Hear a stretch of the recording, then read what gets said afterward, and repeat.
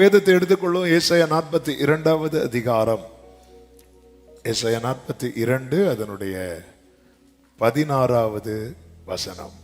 கரங்களை உயர்த்தி ஹல்லேலூயா, ஆமென். அறியாத வழியிலே அற்புதமாய் நடத்துகிற கர்த்தர், அறியாத வழியிலே.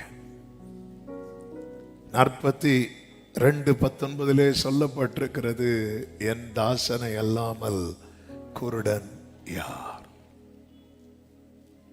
அறியாத வழியிலே, நாம் விரும்பும் பாதை அல்ல, அவர் நடத்தும் பாதை. ஆண்டவரே எனக்காக வாசலை திறங்கன்னு சொல்லி நான் ஒரு டைரக்ஷனை பார்த்துட்டு இருக்கும் போது அவர் இன்னொரு இடத்துல டோர் ஓபன் பண்றார். அது எனக்காக வாசல் திறக்கப்பட்டிருக்கிறது என்பதே எனக்கு தெரியாது. ஆனா அந்த பாதையில தான் கொண்டு போவார். ஆனா என் கவனம் ஃபுல்லா எங்க தான் இருக்கு தெரியுமா? நான் ஏற்கனவே ஒண்ணு நினைச்சு வச்சிருந்தேன் தெரியுமா, அங்கதான் இருக்கு. ஆனா நாள் ஆக ஆக என்ன ஆகுது அப்படின்னா, அதாவது ஒரு ட்ராக் சென்டர்ல நிக்கிறவங்க, நம்ம லெஃப்ட் சைடு ட்ராக்கை பார்த்துட்டு இருக்கிறோம், கர்த்தர் ரைட் சைடு ட்ராக்ல கூட்டிட்டு போயிட்டு இருக்கிறாருன்னா என்ன ஆகுது தெரியுமா? அந்த நம்ம நினைச்சிட்டு இருக்கிறத விட்டு எங்க இன்னும் எங்க போயிட்டு இருக்கிறோம்? தூரமா போயிட்டு இருக்கிறோம்.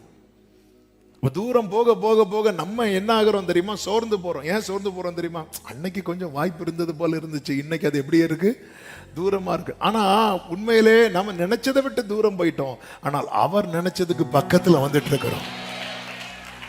ஏசாயா 55:8 சொல்லப்பட்டிருக்கிறது, என் நினைவுகள் உங்கள் நினைவுகள் அல்ல, உங்கள் வழிகள் என் வழிகளும் அல்ல வென்று கர்த்தர் சொல்லுகிறார்.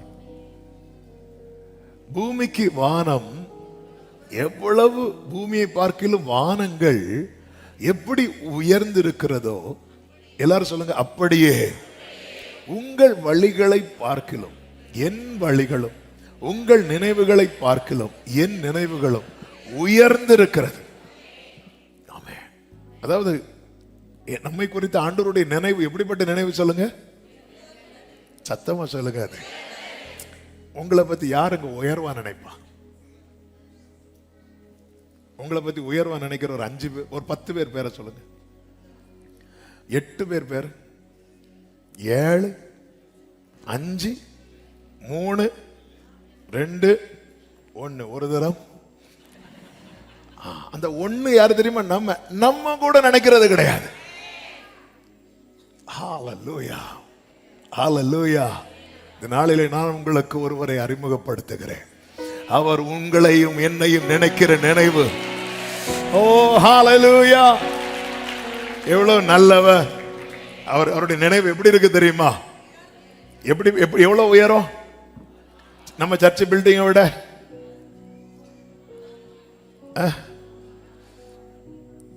ஈஃபில் டவர்,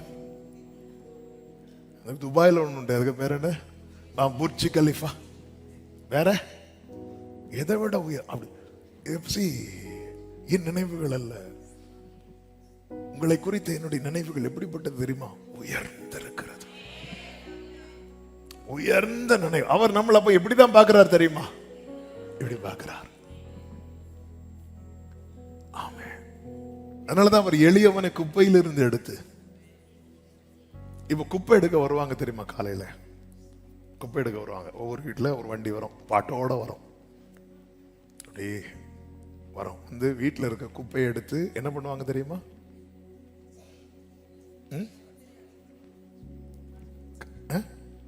குப்பை எடுத்து சேல்ஸ் பண்ணுவாங்களா? மொத்த குப்பை கூட போடுவாங்க, அவ்வளவுதான். குப்பை எடுத்து இதுல தான் போடுவாங்க, குப்பையில தான் போடுவாங்க. ஆனா வர்றது வண்டியில. இப்ப வண்டியில வராங்கப்பா, ஆனா குப்பை எடுத்து இதுல தான் போடுவாங்க, குப்பையில தான் போடுவாங்க.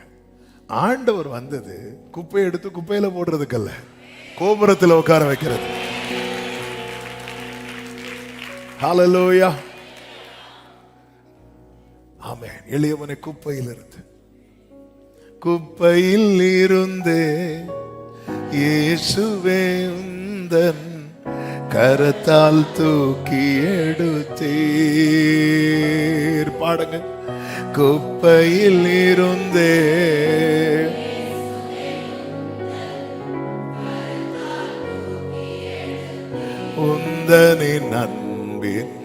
அடையாளமாகவே.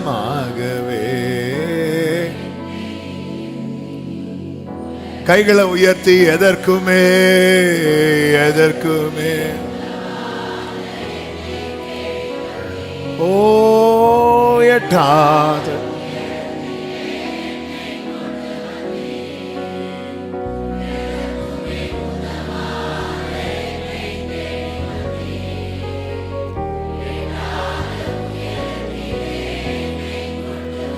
குளோரி கண்மலையின் மறைவுக்குள்ளா கரத்தின் நிழலினாலே க்ளோரி. தேங்க்யூ. அறியாத வழியில நான் அறிந்த பாதையில இந்த டோர் இப்போ ஓபன் ஆகும்னு பார்த்துட்டு இருக்கும் போது அறியாத பாதையில பெலிஸ்தியர் தேச வழியாய் செல்லுவது சமீபமா இருந்தாலும் அவர்களை சிவந்த சமுத்திர வழியாய் சுற்றி நடக்க அறியாத பாதைகள் அங்க கொண்டு போய் டோர்லாம் ஓபன் ஆக்குறார். அங்க எல்லாம் அடைபட்டு இருந்தது. யாருக்குமே அந்த டோர் ஓபன் ஆகாது. அதுதான் ஆச்சரியம். யாருக்குமே ஓபன் ஆகாத டோர் வந்து அந்த இந்த இடத்துல ஒருத்தங்க போயிட்டாங்கன்னா இதுதான் அவங்க எண்டு அப்படிங்கிற இடத்துல ஒரு தேவ பிள்ளைய கொண்டு போய் அங்க ஃபுல் ஸ்டாப் வைக்க வேண்டிய இடத்துல காமா வச்சு திருப்பி கொண்டு போறா. ஆமே, எத்தனை எண்ட பார்த்தவங்க, எத்தனை எண்ட பார்த்திருக்கிறோம். உங்க லைஃப்ல நீங்க பார்த்த எண்டெல்லாம் நீங்க வந்து எழுதுங்க. எத்தனை எண்ட பார்த்திருக்கிறோம். ஹல்லேலூயா. மோசே கிட்ட கேட்டா சொல்லுவார், நான் பிறக்கிறதுக்கு முன்னாடி எனக்கு எண்டு போட்டாங்க. ஆமே, நன்றி வணக்கம் போட்டாங்க. என்னது பிறக்கவே இல்லை, வருக வருக என்று வரவேற்கிறோம். ஆரோன் பிறந்த போது, மிரியாம் பிறந்த போது, மோசே பிறக்கிறதுக்கு முன்னாடியே போட்டாச்சு எண்டு. அப்ப அந்த காலத்துல வந்து அதாவது அந்த பிள்ளை கன்சீவ் ஆனதும் தாயார் தகப்பனுடைய ஜெபம் எதுவா இருந்திருக்கு தெரியுமா? ஆண்டவரே, இது எப்படியும் பொம்பளை பிள்ளையா இருக்கணும், பொம்பளை பிள்ளையா இருக்கணும். பிறந்து விழுந்துட்டு சிரிக்குது பிள்ளை. அழுதுறாத, கொன்னே விடுங்க, அழுதுறாத. அழ விடாம பிடிச்சு பிடிச்சு வச்சு சில சொல்றாங்க அந்த 3 மாசம் பொத்தி பொத்தி வச்சதுல கூட அந்த அவருக்கு என்ன இருக்கலாம். ஆனா அது எந்த அளவுக்கு அது ஏற்புடையதும் கிடையாது. ஏன்னா 40 வயசுல மோசே வாக்கிலும் செய்கையிலும் வல்லவனா இருந்தான் இருக்கு. நம்ம பைபிள் உள்ளதை மட்டும் ஃபோக்கஸ் பண்ணா போதும். ஆமென். ஹல்லேலூயா. நம்ம இந்த திக்குவாயை குறித்து ரிசர்ச் பண்ண ஆரம்பிச்சா மோசே கோலால அடிப்பார். எவ்வளவு நல்ல காரியங்கள் என்ன வச்சு செஞ்சிருக்கிறார். அதை பத்தி பேசுறீங்களா? ஏன் வாய் தான் உங்களுக்கு தேவையா? ஏன் நாக்கு நீளம் தான் உங்களுக்கு முக்கியமா? அதெல்லாம் அளக்கவே முடியாது. சிலருக்கு நாக்கு நீளத்தெல்லாம். மோசே பிறந்தது 3 மாசத்துல அடுத்த எண்டு. அதுவும் மாட்டுன மோசே யார் கையில மாட்டினாங்க பாத்தீங்களா? பார்வோனுடைய குமாரத்தி கையில. அதுவும் பெட்டியை திறந்ததும் பிள்ளை. ஆக்சுவலா அழுற பிள்ளை பிடிக்குமா, சிரிக்கிற பிள்ளைய பிடிக்குமா? அந்த இடத்துல சிரிச்சிருந்தா பெட்டியை மூடி இருப்பா. அழ வேண்டிய இடத்துல அழதான் செய்யணும். அந்த இடத்துல ஹீன்லாம் சிரிக்க கூடாது. அழ வேண்டிய இடத்துல அழுதாதான் சிரிக்க வேண்டிய இடத்துல சிரிக்க முடியும். கர்த்தர் உங்களை அழுறதுக்காக வச்சிருக்கிறாரா? அழுதுருங்க. இது அழுகையின் பள்ளத்தாக்குன்னு அழுங்கள். கண்ணீரோடு விதைக்கிறவன் கம்பீரத்தோடு. எத்தனை முறை எத்தனை முறை தாவீது லைஃப் எப்படி பாருங்க. எத்தனை முறை சிங்கம், கரடி, கோலியாத்து, சவுல், அப்சலோம். இது ஒரு புறம் இருக்க, இன்னொரு புறத்தில் வியாதி, பலவீனம், காட்டுல குகையில அலைச்சல். ஆமென். அதாவது சவுல் லைஃப்ல ஒரு விசை பெயின்ஃபுல்லான ஒரு சம்பவம் வந்தது. அது தாங்க முடியாம அவரே பட்டயத்தை நாட்டி என்ன பண்ணாருன்னா, தாவீது எவ்வளவு வேதனை. அப்பா, அவருடைய பெயின்ல அவர் என்ன சொல்றாருன்னா, எனக்கு மட்டும் புறாக்களை போல சிறகு இருந்திருந்தா நான் பறந்து போயிருப்பேன். இன்னொரு இடத்துல சொல்ற, நான் இனி இராமல் போகும் முன்னே தேர்தல் அடையும்படிக்கு என்னிடத்துல அவ்வளோ பெயின், இந்த வலியிலேயே நான் இல்லாம போயிருவேன் ஆண்டவரே. அப்படிப்பட்ட சிச்சுவேஷன் இருந்தோம். தாவீது வந்து திரும்ப திரும்ப வராரு, திரும்ப திரும்ப எழும்புறாரு. ஆமென். ஆண்டவருடைய நினைவுகள் என்பது, ஆண்டவருடைய செயல்கள் என்பது நம்ம நினைக்கிறது மாதிரியே கிடையாது. அது உயர்ந்த நினைவுகள். ஹல்லேலூயா. எம்மை உயர்ந்த ஸ்தானங்கள் மேல் வைத்து வைத்ததும் கண்மலை தேனும் வடியும் எண்ணையும் தருவது. ஆமென். அறியாத வழியிலே அற்புதம், அறியாத வழியிலே ஆண்டவரே. ஆமென். தெரிந்த வாசல், தெரியாத வாசல். ரொம்ப நாள் காத்திருக்க வைத்திருக்கிற உள்ளங்களுக்கு ஆமென். உண்மையாகவே இன்னைக்கு 2-3 செய்திகள்லாம் இருக்கு கையில. இந்த ஆகஸ்ட் பேர் தொடங்குறதுக்கு முன்னாடி ஆண்டவர் கொடுத்துட்டாங்க. ஆனாலும் மனசுல ஒரு போராட்டம் இருந்துட்டே இருந்து. ரேமா வரலையா ஆண்டவரே? நேற்று நைட்டு ஒரு 10 மணி 11 மணிக்கு மேலதான் ஆவியானவர் இந்த ஒரு 9 மணிலேருந்து இந்த சிந்தையை கொண்டு வந்து செய்தியை ஒரு 11 மணிக்கு மேலதான் கொடுத்தார். ஆமென். ஆமென். நீ தெரிந்த பாதையில் நான் ஒரு டோரை ஓபன் பண்ணுவேன்னு பார்த்துட்டு இருக்கிறேன். எனக்கு அது முடியும். ஆனா நீ தெரியாத இன்னொரு பாதையில் நான் இதை விட பெஸ்டா வச்சிருக்கிறேன்.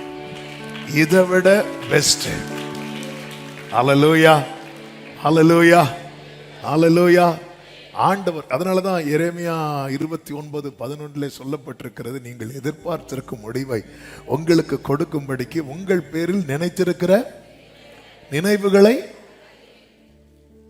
உங்கள் பேரில் நான் எதிர்பார்த்திருக்கிற முடிவை எனக்கு கொடுக்கணும்னா என் நினைவு தானே அவருக்கு தெரியணும்.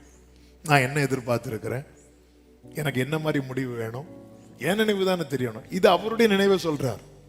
சொல்லிட்டு சொல்ற அவைகள் தீமைக்கு அல்ல. அப்ப நான் உன்னை அறியாத பாதையில நடத்துறேன், அங்க என்ன இருக்காது தெரியுமா? தீமைக்கு அல்ல, தீமைக்கு அல்ல. ஆமே, தீமைக்கு அல்ல. ஆபிரகாமை கர்த்தர் நடத்துறார் பாருங்க.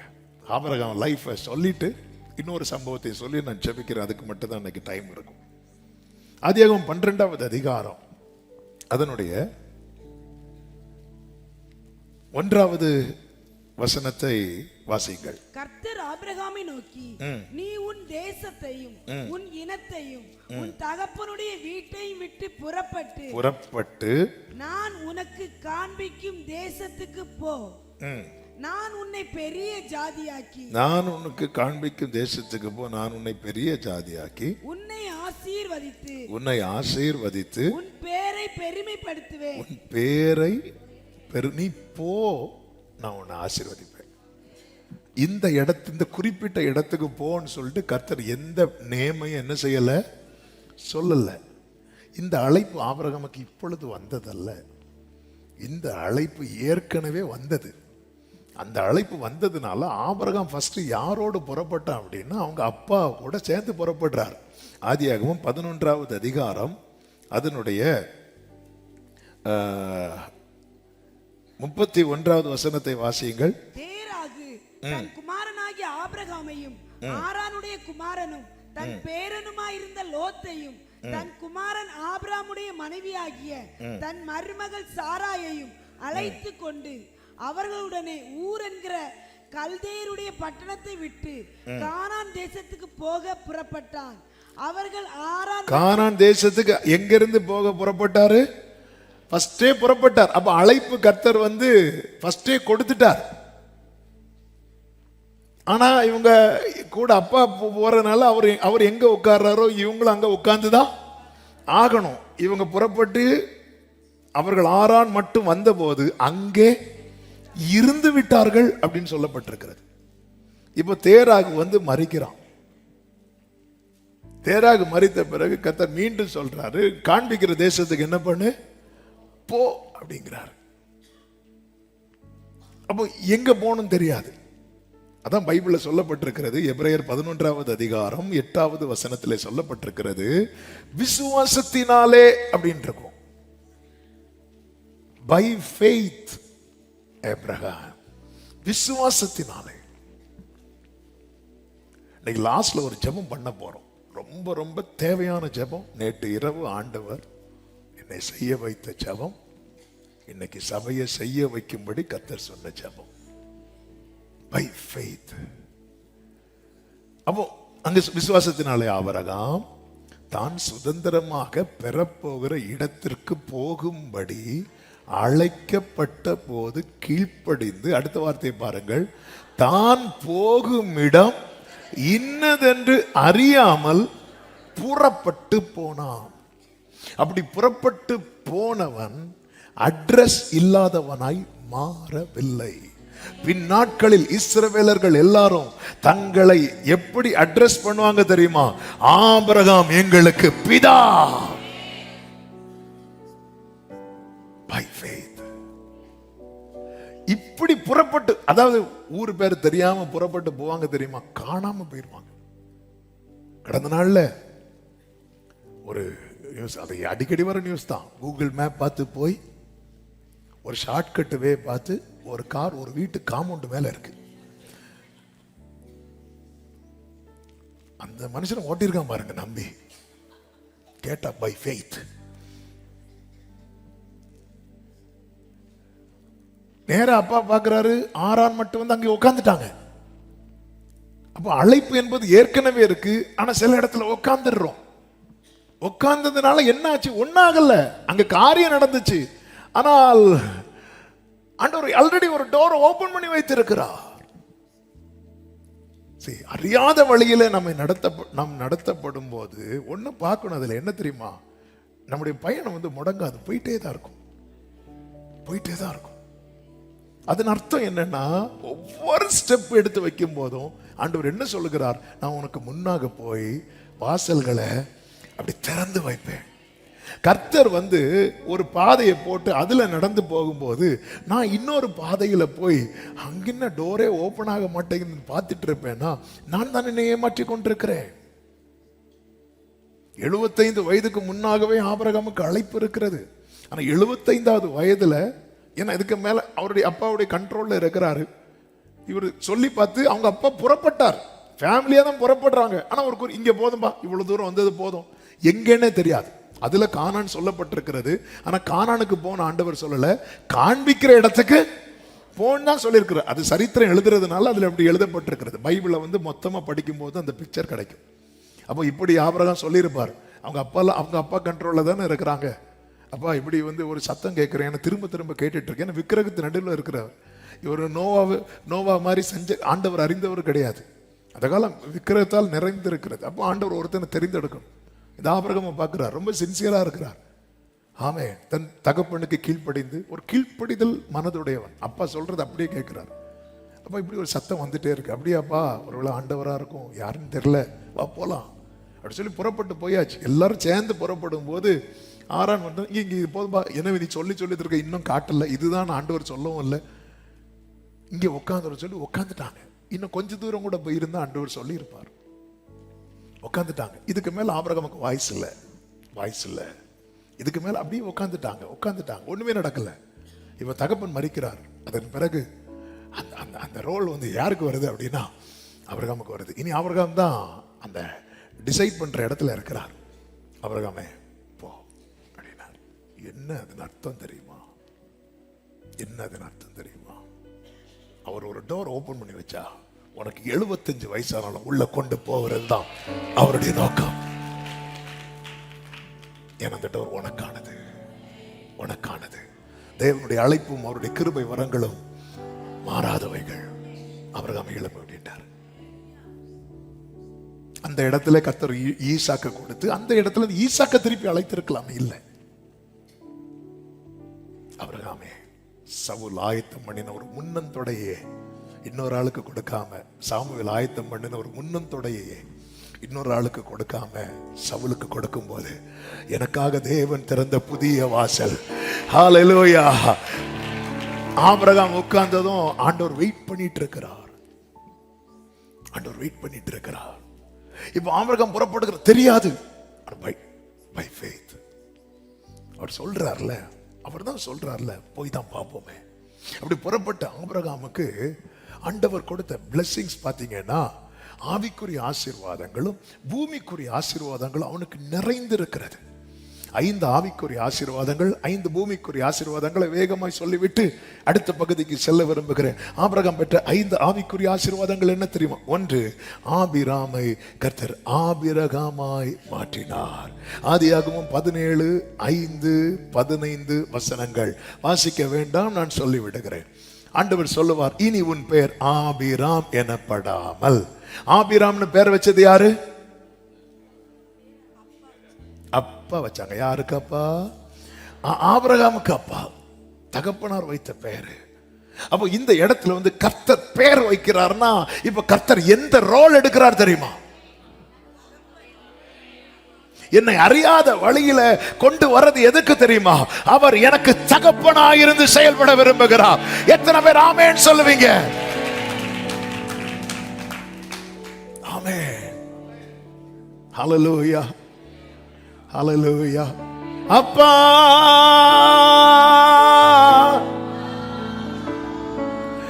மகன், நான் மகன். சத்தமா பாடு, கூப்பிடுங்க.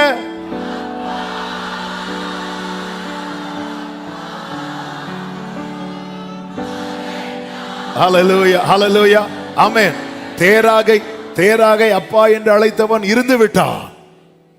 அவரை அப்பா என்று அழைக்கிறவன் புறப்படுகிறான்.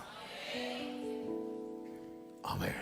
அதாவது தேராகுக்கு எவ்வளவு தூரம் தான் டிராவல் பண்ண முடியுமோ, தேராக சார்ந்திருந்த போது அவ்வளவு தூரம் தான் ஆபிரகாமுக்கு டிராவல் பண்ண முடிந்தது. தேராகும் புறப்பட்டான். எங்க தான் புறப்பட்டாங்கன்னு பைபிள்ல சொல்லப்பட்டிருக்கிறது? கானானை நோக்கி தான் புறப்பட்டாங்க, ஆரானை நோக்கி அல்ல. ஆனா தேராகுக்கு இதுக்கு மேல முடியாது. தேராகுக்கு இதுக்கு மேல முடியாததும் ஆபிரகாமுக்கு முடியாம ஆயிட்டு. நமக்கு தெரியுது, ஆனா நமக்கு முடியல. ஏன்னா நம்ம கூட இருக்கிற தேராகுக்கு அது முடியல. மனுஷனை டிபெண்ட் பண்ணி இருக்கும்போது நமக்கு முன்னாக தரிசனம் பெரிதா இருந்தாலும் அந்த மனிதர்களுக்கு ஒரு திராணி இருக்கு பாருங்க, ஒரு லிமிட் இருக்கு பாருங்க, அதுல முடக்கப்படுவோம். எலியாவால தாவீது முடக்கப்பட்டான் பாத்தீங்களா? ஏன் தெரியுமா? எலியாவுக்கு முடியல. எலியாவுக்கு கோலியாத்தை வீழ்த்த முடியல. அதனால அவன் வந்து யார பிரேக் பண்றான் தெரியுமா? யார தடுக்கிறான் தெரியுமா? தாவீதை தடுக்கிறான். ஆமென். எலியாவுக்கு ஏன் அங்க இருந்து விட்டார்? இதுக்கு மேல தேராகுக்கு முடியாது. தேராகுக்கு முடியலன்னா ஆபிரகாமுக்கு முடியும். 75 வயசுல ஆபிரகாமுக்கு முடியும். ஆபிரகாமுக்கு முடியும் என்றாலும் தேராகுக்கு முடியாததுனால இப்ப ஆபிரகாமும் முடியாதவனை போல இருக்கிறான். சிலர்ல இருக்கிறாங்கல்ல, சில பிள்ளைங்க சிக்கா இருப்பாங்க பாருங்க. தாய்மார் ஸ்ட்ரெங்க், ஏங்க சர்ச்சுக்கு வரல அப்படின்னா, எனக்கு பிரச்சனை இல்லை, ஆனா என் பிள்ளைக்கு பலவீனம். அப்ப பிள்ளைக்கு பலவீனத்தினால பலமுள்ள தாய்க்கு என்ன செய்ய முடியல? வர முடியல. புருஷனுக்கு பலவீனம், அதனால நான் கேப் பண்ணேன், எனக்கு வர முடியல. அவங்களுக்கு முடியும். நான் இதை இப்படி சொல்லுவேன், நம்ம மனுஷங்களை டிபெண்ட் பண்ணி இருப்போம்னு வைங்களேன், ஆரம்பம் நல்லா இருக்கும், ஆரம்பம் ரொம்ப நல்லா இருக்கும். ஆனா ஒரு இடத்துல அவங்களுக்கு முடியலைங்கிற நிலைமை வரும்போது நிறுத்தப்படுவோம். கர்த்தர் அவரை அழைத்துக் கொண்டு வருகிறார். என் ஆண்டவரால் மட்டும்தான் பிராமிஸ் பண்ண முடியும். இதுவரை யாருக்கும் பிராமிஸ் பண்ண முடியாத ஒண்ணை அவர் பிராமிஸ் பண்ணார். அதுதான் என்ன தெரியுமா? உலகத்தின் முடிவு பரியந்தம் சகல நாட்களிலும் நான் உங்களுடனே. ஹல்லேலூயா. நீங்க இருக்கிறீங்க ஆண்டவரே, நீங்க இருக்கிறீங்க ஆண்டவரே. ஆமென். ஆபிரகாம் என்று மாற்றினது மட்டும் இல்லாம சாராயையும் அவ கூட இருக்கிறவங்களுக்கும். ஆமென். ஹல்லேலூயா. விசுவாசத்தில் பலவீனம் உள்ளவர்கள் தான் கூட இருக்கிறவங்க, ஆனாலும் இணைந்து பயணியுங்கள். அருமையான புருஷர்களே, உங்கள் மனைவிகளோடு இணைந்து பயணியுங்கள். மனைவிகளே, உங்கள் புருஷர்களோடு இணைந்து பயணியுங்கள். உங்களை மாற்றினவர் உங்கள் மனைவியையும் உங்கள் புருஷனையும் நிச்சயம் மாற்றுவார். விசுவாசிக்கிற புருஷர்களும் மனைவிகளும் கைகளை உயர்த்தி ஆமென் சொல்லுங்க. ஆமென். சில வாலிபர்களும் கையை உயர்த்தினீங்க. ஏதாவது பார்த்து வைக்கல இல்ல. ஆமே, அல்லேலூயா. அது ஆண்டவர் சொல்லிட்டார். அதனால இல்ல இல்ல, அந்நிய நோகத்துல போய் விழுத்துறாதீங்க. கம்பெனி பொறுப்பு கிடையாது. ஆமே. அதாவது இயேசு கிறிஸ்து தம்மோடு இருக்கும்படி 12 சீஷர்களை தெரிந்தெடுக்க இரவு முழுவதும் ஜெபம் பண்ணார். தெரிந்தெடுத்த பிறகு அவ்வளவு புயல்லையும் அவர் கப்பலின் பின்னணியில் என்ன பண்ணார் தெரியுமா? சூப்பரா தூங்கினார். தெரிந்தெடுக்காம ஜெபம் பண்ணா டெய்லி ஆல் நைட் பிரேயர் தான்.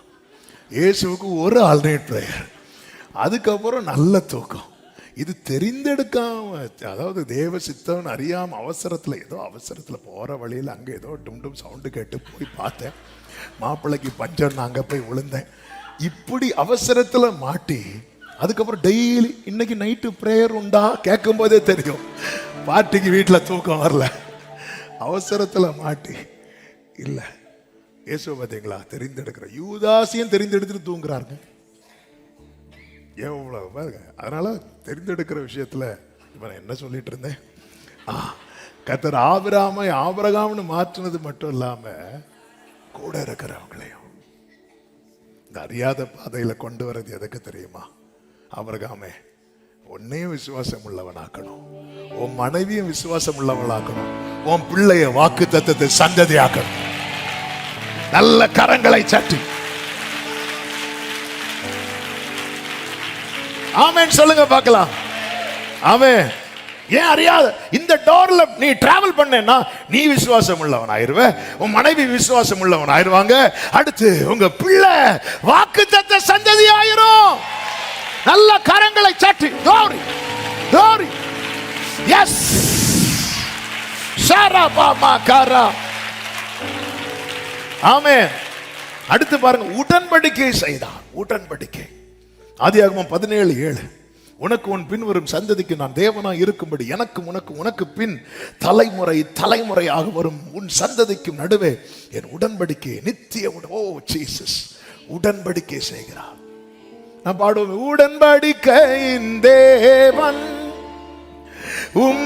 உண்மையில். இந்த உடன்படிக்கை ரொம்ப முக்கியம். உடன்படிக்கை ரொம்ப முக்கியம். உடன்படிக்கை ரொம்ப முக்கியம். இது ஒரு ஸ்பிரிச்சுவல் பிளெஸிங். பரலோக தேவனோடு நான் உடன்படிக்கை செய்கிறது என்பது அது ஒரு பெரிய பாக்கியம். அதுதான் ரொம்ப எளிதான முறையில் புதிய ஏற்பாட்டில் வைத்திருக்கிறார். அன்னைக்கு உடன்படிக்கை செய்ய என்ன செய்தார்கள் என்றால், பிறக்கிற குழந்தைக்கு என்ன பண்ணாங்க அப்படின்னா விருத்த சேதனம் பண்ணினார்கள். ஆமா, புதிய ஏற்பாடு விருத்த சேதனம் என்ன தெரியுமாங்க? தேவனோடு ஞான ஸ்நான உடன்படிக்கை செய்கிறது. இது ஒரு பெரிய பாக்கியம், இது ஒரு பெரிய ஆசீர்வாதம். உடன்படிக்கை உட்பட்டுட்டானா அவனுக்காக பரலோகம் உத்தரவாதம் செய்யும். ஆமென், உத்தரவாதம் செய்யும். இந்த உடன்படிக்கைக்கு பிறகுதான் அந்த அபிமலேக்கு வந்து சாராளை தூக்கிட்டு போவான் இல்ல, வந்து இன்னைக்கு செத்த அப்படிம்பார். அவனை நீ செத்தடா அப்படி சொல்லலாம் தெரியும். அதே மாதிரி சொல்ல, இன்னைக்கு நீ இது நிமிஷம் செத்தாய். நான் செத்தானா? அன்னைக்கு என்ன ஒண்ணுமே படல, போட்டோ தான் பார்த்தேன். இல்ல, நீ அது யார் தெரியுமா? தீர்க்கதரிசி. அப்படி தீர்க்கதரிசியா? தீர்க்கதரிசனம் பொய்யா சொன்னாண்டவரை கூப்பிட்டு, இது என் சகோதரி, ஏன் இன்னைக்கு நீ கூப்பிட்டு, ஏய் நீ மனைவி தானே? அது எனக்கு இந்த முறையில பார்த்தா இந்த கிறிஸ்தவர்களை மாதிரி பேச்சு திறமை உள்ளவங்க வேற இருக்கவே இருக்காது. அது உங்களுக்கு, அது நீங்க இந்த முறையில பாக்குறீங்க. இப்படி வந்து பாருங்க, அது என் சிஸ்டர், டியர் பிரதர்ஸ் சிஸ்டர்ஸ், பாருங்களேன், நம்ம எல்லாரும் அப்படியே அடிச்சு விடுவோம். நம்ம இந்தியாவிலே இருக்கிற எல்லா இந்தியர்களும் என் சகோதரர்களும் சகோதரிகளும் இப்படி அதான் அவருக்கு தெரிஞ்ச முறையெல்லாம் சொல்லி ஆண்டவர் விட்டு கொடுக்கல, உத்தரவாதம் எடுக்கிறார். பாருங்க, உத்தரவாதம். உடன்படிக்கை ரொம்ப முக்கியம். உடன்படிக்கை. இன்னும் இந்த உடன்படிக்கைக்கு உட்படாம யாராவது இருக்கிறீங்கன்னா, நீங்க எதிர்பார்க்கிற எல்லா ஆசீர்வாதங்களை விட மேலான ஆசீர்வாதம். ஆமென். கர்த்தர் எனக்கு ஒரு வேலை தராருன்னு வைக்கலாம், அது ஒரு பிளெஸிங். அந்த வேலை எதுவரை தொடரும் தெரியுமா? ரிட்டையர் ஆகிறது. எப்போ ரிட்டையர் ஆவீங்க? 95, 60 வயசு. சிலர் வந்து 60க்கு முன்னாடியே ரிட்டையர் ஆகி போறவங்க இருக்கிறாங்க. அப்ப அதோட முடிஞ்சில்ல இந்த பிளெஸிங், அதோட முடிஞ்சு. அந்த உடன்படிக்கை அதே போலதான் இந்த பூமிக்குரிய எல்லா பிளெஸிங்குமே அந்த ஒவ்வொரு பீரியட் வரைக்கும். கர்த்தர் உங்களுக்கு ஒரு இடம் தராருன்னு வைங்களேன், இடம் தரார். உங்க பிள்ளை வளர்ந்து மேரேஜ் பண்ணி கொடுக்கும்போது அந்த இடத்த வித்து பிள்ளை கல்யாணம் பண்றீங்க, அப்படி வித்து அப்படி ஒரு சூழ்நிலை வருது, நீங்க இடத்த வித்து கல்யாணம் பண்றீங்கன்னா அந்த இடம் எது வரைக்கும் உங்களுக்கு? அப்போ இந்த அதான் எல்லாம் ஒவ்வொரு இடத்துல நிற்கும். ஆனால் அந்த உடன்படிக்கை அவர் வரும் நாளில் அன்பாய் கூப்பிட்டு சேர்த்து கொள்வார், அவர் சமூகமதில் அங்கே ஆடி பாடியே மகிழ். அதனாலதான் பைபிள்ல இருக்கு, பலியினாலே என்னோட கூட உடன்படிக்கை செய்தவர்களை என்னிடத்தில் கூட்டுங்கள் அப்படின்பா. கூட்டுங்கள், இது பலி. இயேசு நமக்காய் பலியானார். அந்த மரண சரீரத்துக்கு ஒப்பாக நாம் இணைக்கப்படுகிறது. கடந்த நாட்களிலே, கடந்த ஞானஸ்நான ஆராதனையிலே 122 பேர் அந்த உடன்படிக்கைக்கு ஒப்பு கொடுத்தார்கள். கர்த்தருக்கு சித்தமானால் அடுத்த அக்டோபர் மாதத்தில் அடுத்த ஞானஸ்நான ஆராதனை இருக்கிறது. இன்னும் எடுக்காம யாராவது இருக்கிறீங்கன்னா ஜெபத்தோடு ஆயத்தமாகுங்கள். ஆன்லைன்ல இதை கேட்டு கொண்டிருக்கிறவர்களுக்கு சொல்லுகிறேன், நீங்க இன்னும் அந்த உடன்படிக்கைக்கு உட்படலைன்னா நீங்க போற ஆவிக்குரிய சபை போதகரை போய் சந்தித்து ஆமென் உங்களை விட்டுக் கொடுங்கள், அர்ப்பணியுங்கள். காலம் சமீபமாக இருக்கிறது. இது ஒரு பெரிய ஆசீர்வாதம். ஆமென் சொல்லுங்க பார்க்கலாம். மூன்றாவது, வாக்குத்தத்தத்தை சுதந்தரித்தான். என்ன ப்ராமிஸ் பண்ணாரோ அதை அவன் பார்த்தது மட்டும் இல்லாம எபிரேயர் 11:9 சொல்லப்பட்டிருக்கிறது, விசுவாசத்தினாலே அவன் வாக்குத்தத்தம் பண்ணப்பட்ட தேசத்திலே பரதேசியை போல சஞ்சரித்து அந்த வாக்குத்தத்தத்திற்கு உடன் சுதந்திரராகிய ஈசாக்கோடும் யாக்கோபோடும் கூடாரங்களிலே. இது ரொம்ப முக்கியமான வார்த்தை. இது ஒரு பெரிய ஸ்பிரிச்சுவல் பிளெஸிங். என்ன அப்படின்னா பாருங்க, ஆண்டவர் என்ன ப்ராமிஸ் பண்ணுவார்? ஏசாயா 59:21 உன்மேல் இருக்கிற ஆவியும் நான் உன் வாயில் அருளிய என் வார்த்தைகளும் இது முதல் என்றென்றைக்கும் உன் வாயிலிருந்தும் உன் சந்ததியின் வாயிலிருந்தும் உன் சந்ததியினுடைய சந்ததியின் வாயிலிருந்தும் நீங்குவதில்லை என்று கர்த்தர் சொல்லுகிறார் என்று ஏசாயா 59:21 சொல்லப்பட்டிருக்கிறது. இது எனக்கு அவர்களோடு இருக்கும் உடன்படிக்கை இல்ல. இப்ப வாக்குத்தத்த தேசத்துல ஆபிரகாம் யாரோடு இருக்கிறான்? அவன் மட்டும் இருக்கல, சந்ததி இருக்குது, சந்ததியினுடைய சந்ததி இருக்கு. இது இதை சுதந்திரிக்கிறது. ஆமென். சவுல் தாவீது, நீங்க 2 பேரை கவனிச்சீங்கன்னா சவுல் கிட்ட துவங்கினது சவுல் கிட்டே முடிஞ்சிட்டு, ஆனா தாவீது கிட்ட தொடங்கினது தலைமுறை கிட்ட தொடர்ந்தது. இது ரெண்டும் இருக்கு. சவுல் கிட்ட தொடங்குச்சு, சவுல் மேலேயும் அபிஷேகம், சவுல் மேல அழைப்பு, ஆனா சவுலோட முடிஞ்சது. அந்த அழைப்பு அபிஷேகம் சவுலோட கம்ப்ளீட் ஆயிட்டு, ஆனா தாவீது கிட்ட தொடங்கினது. சவுலுக்கு யோனத்தானால சொல்ல முடியாத சாட்சி சாலமோனால சொல்ல முடிஞ்சது. என்ன சாட்சி தெரியுமா? என் தகப்பனுக்கு வாக்கினால் சொன்னதை. இது ஒரு பெரிய blessing. இது ஒரு பெரிய blessing. எத்தனை பேர் இந்த பகல் வேளையில அப்பா என்கிட்ட தொடங்கினது என்கிட்டே முடிஞ்சிடக்கூடாது அப்படின்னா கர்த்தர் எப்படிதான் நடத்துவார் தெரியுமா? அறியாத வழியில என்கிட்ட தொடங்கினது. அதனாலதான் உங்களில் நற்கிரியை துவங்கினவர் கிறிஸ்துவினால். கிறிஸ்து வெளிப்படும் வரைக்கும் நம்ம இருப்போமான்னு தெரியாது, ஆனா நம்முடைய தலைமுறை அல்லது நமக்கு பின்வரும் சந்ததி அது தொடரும். இது ஒரு பெரிய blessing. ஆமே. இவ்விதமான சீரை பெற்ற ஜனம் பாக்கியம் உள்ளது. ஆமே. சவுலுக்கு தொடங்குச்சுங்க, நல்ல ஆரம்பம், ஆனா சவுல்ட்டே முடிச்சிட்டு.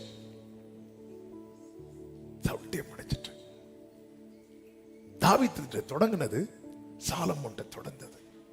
அதன் பிறகு அந்த கூடாரம் விழுந்துச்சு, ஆனாலும் திரும்ப எடுத்து. இது இந்த blessing மிஸ் ஆயிடவே கூடாது. ஆமென். கர்த்தர் வார்த்தையினால வார்த்தையில நம்ம தேற்றப்படுவோம்ல, நாளைக்கு என் பிள்ளை இந்த வார்த்தை தான் தேற்றும். வார்த்தை நம்ம பலப்படுத்தும்ல, நாளைக்கு என் தலைமுறை இந்த வார்த்தை தான் பலப்படுத்தும். வார்த்தை நம்மளை நிக்க வைக்கும்ல, நாளைக்கு என் தலைமுறை இந்த வார்த்தை தான் நிக்க வைக்கும். வாக்குத்தத்தத்தை சுதந்திரித்தா. 4வது, இது ரொம்ப முக்கியம், கர்த்தருக்கு சிநேகிதனானா. ஆதியாகமம் 18:18 சொல்லுங்க. 18:18 சொல்லுங்க. 18:18 என்ன? 18:18 நான் செய்ய போகிறதை ஆபிரகாமுக்கு என்ன எவ்வளவு க்ளோஸ் ஆயிட்டான் பாருங்க. கர்த்தருக்கு சிநேகி. இது வந்து ஒரு பெரிய பிளெஸிங். ஆமே ஆமே. இன்னார் எனக்கு தெரிஞ்சவங்க, இன்னார் எனக்கு ரொம்ப க்ளோஸ்ன்னு சொல்றதுல இருக்கிற. ஆமே. என்னைக்கோ கூட்டத்தில் ஒரு போட்டோ எடுத்திருப்போம். அந்த பாருங்க இந்த போட்டோ தெரியாது, ஆனாலும் இவங்க எனக்கு ரொம்ப நெருக்கம். இங்க பாருங்க, இது ஆண்டவரே நான் செய்ய போகிறதை ஆபிரகாமுக்கு மறைப்பேனோ. அவ்வளவு நெருக்கம். ஐந்தாவதாக அவன் விசுவாசத்தில் எப்படி ஆனானா? வல்லவனானான். ரோமர் 4:21. இதெல்லாம் ஸ்பிரிச்சுவல் பிளெஸிங். இன்னும் வரிசையா சொல்லலாம், நேரம் இல்லாததுனால. ஆமே. கடைசி ஒண்ணு கூட சொல்லிடுறேன். அந்த கிறிஸ்துவின் வம்ச வரலாறு பெயர் எழுதும் போது முதல் பெயரை யார் பெயர் எழுதுறார் தெரியுமா? ஆபிரகாம் எழுதுறார். சரி, பூமிக்குரிய ஆசீர்வாதத்தை பாருங்க. போகும் பாதை இன்னதென்று தெரியாம அவர் மேல இருக்கிற விசுவாசத்துல புறப்பட்டவனுடைய பூமிக்குரிய ஆசீர்வாதம்.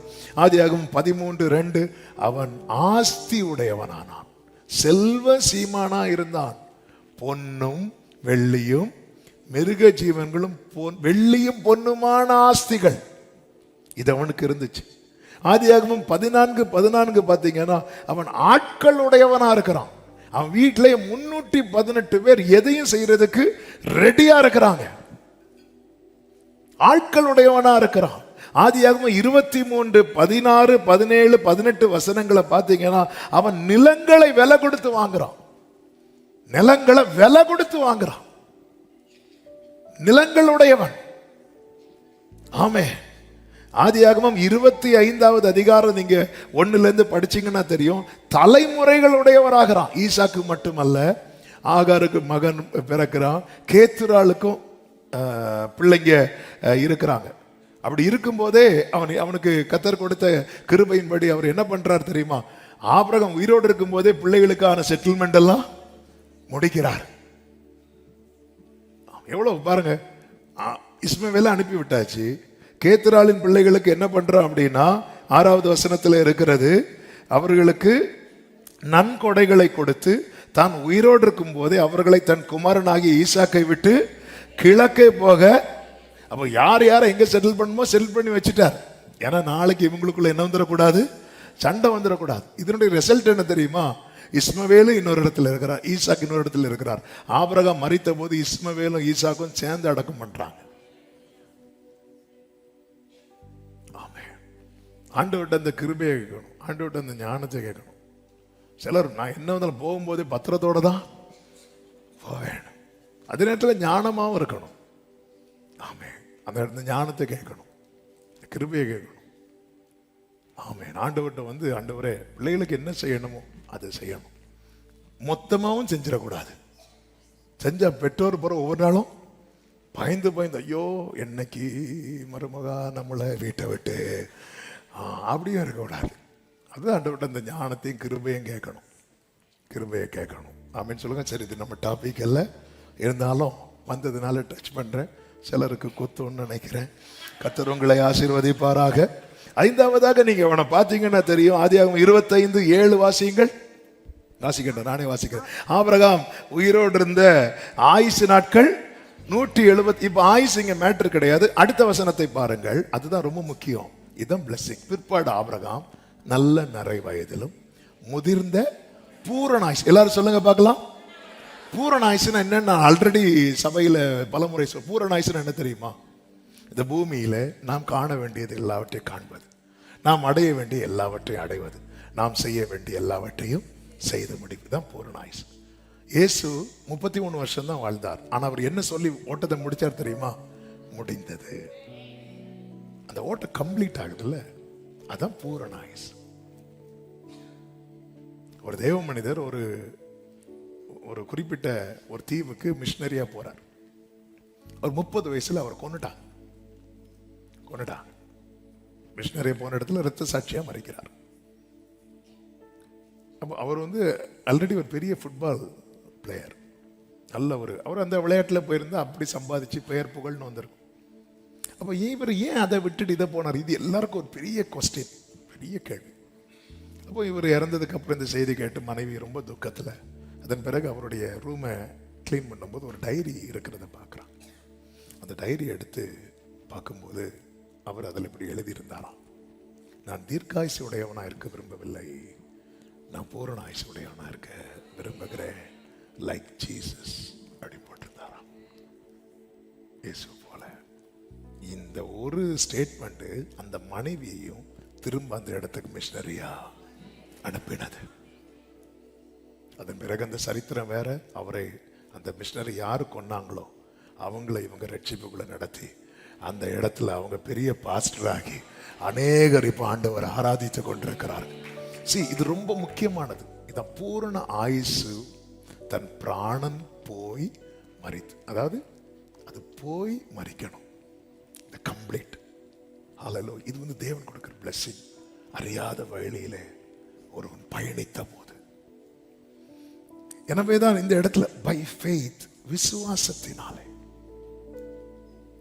விசுவாசி அவன் என்றும்,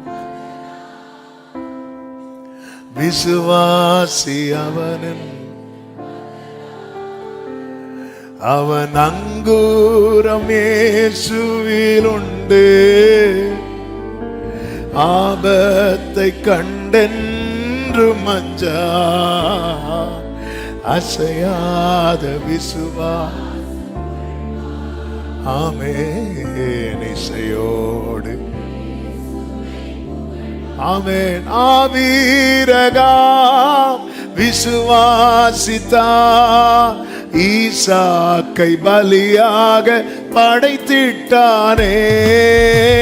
ஆவீரகாம் விசுவாசித்தார், ஈசாக்கை பலியாக படைத்திட்டானே.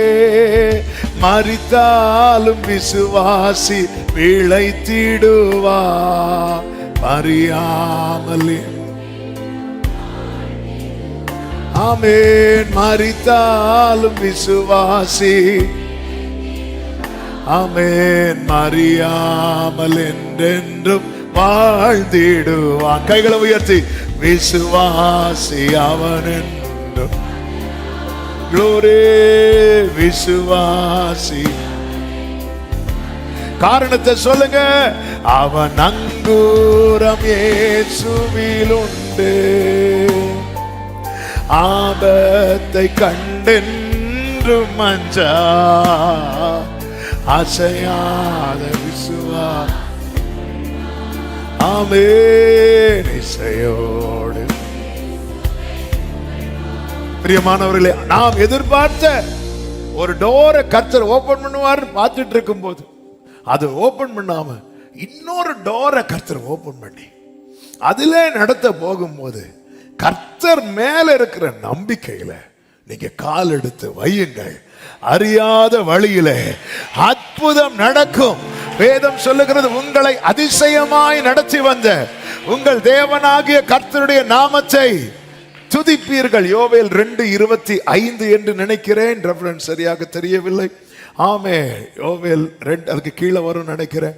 உங்களை அதிசயமாய் நடத்தி வந்த உங்கள் தேவனாகிய, ஆமென், ஆமா, யோவேல் 2:26, நீங்கள் சம்பூர்ணமாய் சாப்பிட்டு திருப்தி அடைந்து, எல்லாரும் சேர்ந்து இந்த வார்த்தையை சொல்லுங்க, உங்களை அதிசயமாய் நடத்தி வந்த உங்கள் தேவனாகிய கர்த்தருடைய நாமத்தை துதிப்பீர்கள்.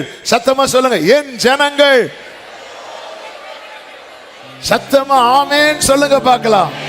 அவருடைய ஜனம் வெட்கப்பட்டு போகாது.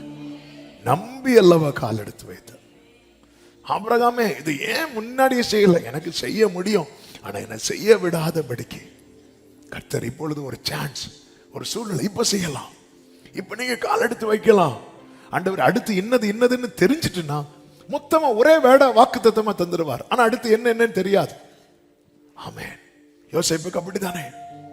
ஆமென். இன்னொரு ஒரு சம்பவத்தை வேதத்திலிருந்து சொல்லும் போது உங்களுக்கு இன்னும் அது கிளியரா புரியும். யோவான் சுவிசேஷம் 5வது அதிகாரத்துல நீங்க பாத்தீங்கன்னா, ஆண்டவராக இயேசு கிறிஸ்து எருசலேமுக்கு வருகிறார். எல்லாரும் எடுத்துக்கொள்ளுங்கள். யோவான் சுவிசேஷம் 5வது அதிகாரம். Thank you, Holy Spirit. அங்கே பெதஸ்தா எனப்பட்ட ஒரு குளம் எருசலேமின் ஆட்டு வாசலின் அருகே இருக்கிறது. அதுக்கு 5 மண்டபங்கள் சுத்தி எத்தனை யார் இருப்பாங்கன்னா இந்த பலவீனர்கள் இருப்பாங்க. ஏன் இந்த பலவீனர்கள் இருப்பாங்கன்னா திடீர்னு அந்த குளம் வந்து கலங்கும் பாருங்க, கலங்கும். அப்படி கலங்கும் போது இவங்க எல்லாரும் என்ன பண்ணுவாங்கன்னா அதுல குதிப்பாங்க. குதிக்க முடியாதவங்களை அவர்களுடைய உறவினர்கள் வந்து என்ன பண்ணுவாங்க தெரியுமா, தூக்கி போடுவாங்க. ஏன்னா அவர்களுடைய விசுவாசம் என்ன அப்படின்னா இந்த குளத்தை யாரு தான் வந்து கலக்குவாராம், ஒரு தூதன் வந்து கலக்குவான். அப்போ அப்படி கலக்கும் போது யார் முந்தி கொள்ளுகிறார்களோ அவர்கள் எப்பேற்பட்ட வியாதியா இருந்தாலும் சொஸ்தமாவார்கள். இது நடந்துச்சு, இது நடக்குது. தூதன் வந்து கலக்குனதை இவங்க பார்க்கல. ஆனா இப்படிப்பட்ட மிராக்கிள் நடக்கிறதுனால இவங்க என்ன நினைச்சிட்டாங்கன்னா இதை யார் தான் வந்து கலக்குவார். ஏன்னா ஒரு சூப்பர் நேச்சுரல் மிராக்கிள் நடக்குதுனாலே அது பரலோக சம்பந்தப்பட்டதா இருந்தா மட்டும்தான் நடக்கும்.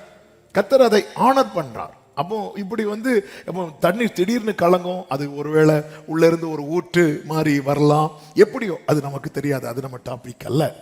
அப்போ இந்த தண்ணி திடீர்னு கலங்கும் போது இவங்கெல்லாம் அவங்க அதாவது பலவீனத்தோடு இருக்கிறவங்க தண்ணியில குதிக்கிறாங்கன்னா அது பெரிய ரிஸ்க். அவ்வளோ ரிஸ்க் எடுத்து அவங்க அந்த நம்பிக்கையை தேவன் கனப்படுத்துறாங்க. இது இது இது வந்து நடந்ததுனால தான் அந்த இடத்துல வந்து ஒவ்வொரு முறை கலங்கும் போதும் யாரோ 1-2 பேர் என்ன ஆகுறாங்க அப்படின்னா சுகமாகறாங்க. ஒரு 100 பேர் குதிக்கிறாங்க, ஒருத்தனுக்கு என்ன கிடைக்குது, சுகம் கிடைக்குது. அப்ப சுகம் கிடைக்கிற நம்ம பார்க்கும்போது அடுத்த இடம் ஃபர்ஸ்ட்.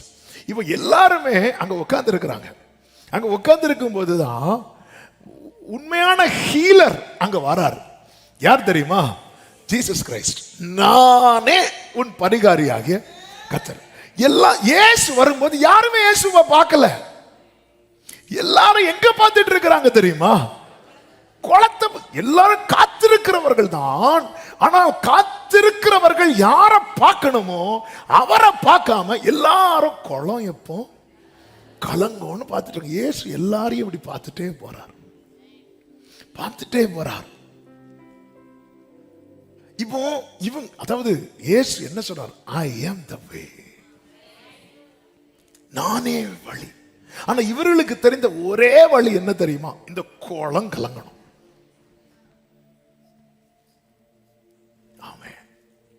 இவர்களுக்கு தெரிந்த ஒரே வழி.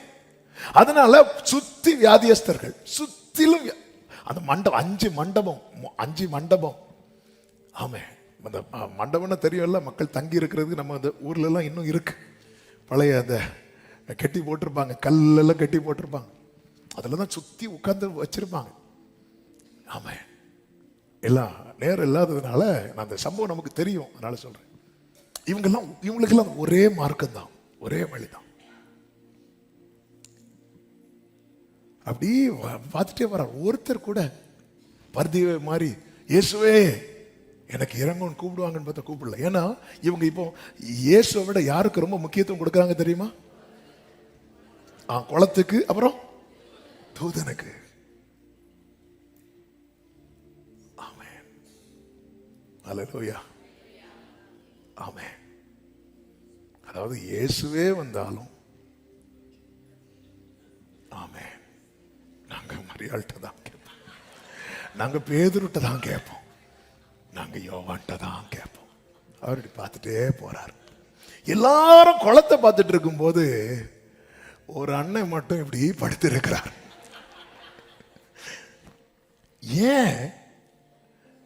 ஏன்னா அவனுக்கு தெரியும் குளம் எப்போ கலங்கும். ஏன்னா 1-2 வருஷம் கிடையாது. எங்களுக்கு தெரியும் பாட்டு எவ்வளவு நேரம் ஓடும், ஜெபம் எவ்வளவு நேரம் ஓடும், அடுத்த பிரசங்கம் எப்போ வரும், அப்போதான் நாங்கள் லைவே. அப்போ இவருக்கு தெரியும் எப்போ குளங்கொண்டு. சரி, குளம் எப்போ, எனக்கு குழம்பிட்டு. அப்போ எப்போ, அப்போ எழுப்பி பார்த்தா போதும்ல. அப்போ 10 மணிக்கு தானே லைவ், 8 மணிக்கு எதுக்கு ஆன் பண்ணி வைக்கணும்? எனக்கு தெரியாது, தெரியாதவங்கள பார்த்துட்டு இருப்பாங்க. தெரிஞ்சவங்களுக்கு 10 மணிக்கு தான், 10 மணிக்கு தான். சிலர் சனிக்கிழமை வந்து லைவ் போடுறாங்க. தெரியாது, தெரிஞ்சவங்களுக்கு இனி அடுத்த திங்கள் தான். தெரியாதவங்க எல்லாம் அந்த குளம் கலங்குற டைம் நம்மால் என்ன பண்ணுவார் தெரியுமா? எழும்பி உக்காந்து கலங்கி முடிஞ்சு யாரோ இறங்கிட்டானா, சரி விடு. அவன் நம்பிக்கையில தாங்க வாரான். நம்பிக்கை உடையவனின் நம்பிக்கை இல்லாத நிலை. நம்ம எல்லாருமே நம்புறோம், ஆனா நமக்குள்ள இருக்கிற நம்பிக்கையற்ற நிலை இருக்கிறது. இந்த வழியாதான், இந்த நடந்தாதான். ஆண்டவருடைய பார்த்துட்டே இருக்கும்போது இவனை பார்க்கிறார். இவன் மட்டும் ஏன் குளத்தை பார்க்காம படுத்து கிடக்குறான்? அப்பதான் பார்க்கிறார், நம்ம ஆளு ரொம்ப வருஷமா, ஆமாம் ரொம்ப வருஷமா. இப்போ ஆண்டவர் பாருங்க, இன்னொரு இடத்துல நீங்க படிச்சீங்கன்னா தெரியும், எடுக்க வேண்டாம். சொஸ்தமாக வேண்டும் என்று இருந்த எல்லாரையும் சுத்தமாக்கினார். ஆனா இந்த இடத்துல மட்டும் ஒருவனை மட்டும்தான் சுத்தமாக்குறார். எதுக்கு தெரியுமா? எல்லாரும் அந்த டைரக்ஷனை பார்க்கும்போது இவன் மட்டும் சும்மா இருக்கிறான். போன வாரம் ஒரு செய்தியை சொன்னேன், எத்தனை பேருக்கு ஞாபகம் இருக்குன்னு தெரியல. ஒண்ணு தெளிவாரு, இல்லைன்னா தெரியாமலே. இப்போ ஆண்டவர் வந்து கூப்பிட்டாலும் சொல்லிருப்பான், யாராவது கூப்பிடுவாங்க, நீ திரும்பிட்டேன்னா தூதன் வந்து கலக்கிட்டு போயிடுவான். ஒருத்தரும் அப்ப இவன் படுத்து இருக்கிறான். அதனால ஆண்டவர், நீ விரும்புறாயா அப்படின்னு கேட்கிறார். அப்ப என்ன சொல்றேன்னா, ஏன்னா இப்ப விரும்பியும் ஒரு பிரயோஜனம் இல்லை. ஏன்னா இப்போ குளம் கலங்காது.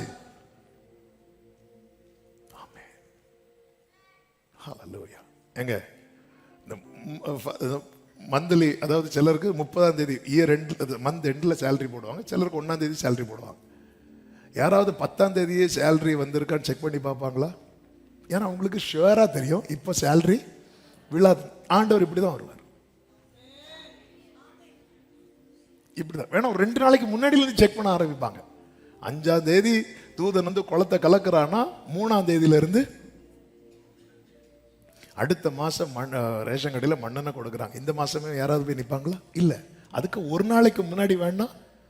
இப்போ பொறுத்தவரை, அதாவது இவருக்கு நம்பிக்கை வரும். எப்ப நம்பிக்கை வரும் தெரியுமா? அந்த சீசன் டைம்ல அந்த நம்பிக்கை ஓபன் ஆகும். ஆகஸ்ட் டைம்ல நம்பிக்கை ஓபன் ஆகும். ஏன்னா வந்து கலக்கணும்ல, தூதன் வந்து கலக்கிட்டு ஒரு 10 சாட்சி, நம்ம சாட்சி இல்ல, அடுத்த ஆகஸ்ட் படு, அடுத்த ஆகஸ்ட்ல எழும்பு, அடுத்த ஆகஸ்ட்.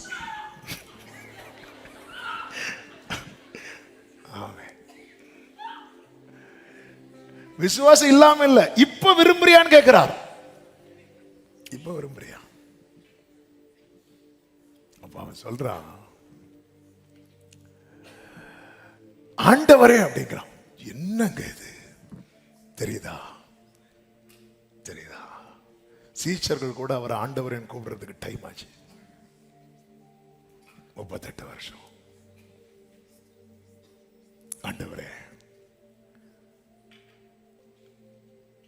தண்ணீர் கலக்கப்படும் போது என்னை குளத்தில் கொண்டு போய் விடுகிறதற்கு ஒருவரும் இல்லை. இந்த 38 வருஷம் நீ சம்பாதித்தது என்ன? ஒருத்தரும் இல்லை. நம்ம லைஃப்ல 38 வருஷமா எதிர்பார்த்த காரியம் நடக்கலன்னு வரும்போது நம்ம கொடுக்கிற வேலை எதுவா இருக்கும் தெரியுமா? ஒருத்தரும் இல்லை.